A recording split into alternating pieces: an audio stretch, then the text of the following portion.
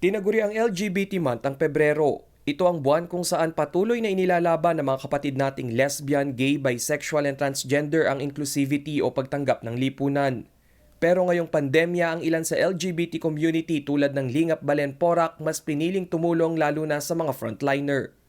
Naghanda sila ng pagkain para sa ilang pulis, hospital personnel at mga nawalan ng trabaho. Bukod sa feeding program, may livelihood training din sila para sa mga nais kumita ng pera ngayong pandemya. Libreng gupit sa mga batang paslit. Tapos nag-conduct po kami ng free training by Mama Ricky Reyes sa mga young professional na nag-aspire na magkaroon ng kanya-kanyang sariling salon. Ayon kay LGBTQ Lingap Balen founder Leira Buwan, simula 2004 ay sinusulong na nila ang ligtas na komunidad para sa mga miyembro ng LGBT, isang discrimination-free environment.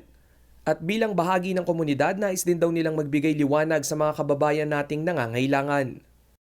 Binigyan namin ng pag-asa ng kahit paanong panahon ang mga taong nangangailangan ng tulong, pagkain, the alcohol, the medicine, the LGBT roam around Pampanga to give this particular services. Samantala, umaasa naman ang LGBT community na maipapasa pa rin sa Senado ang Sexual Orientation and Gender Identity Expression o SOGI Equality Bill na mas magpapatibay sa kanilang proteksyon at karapatang pantao. Rainiel Pawid, CLTV News.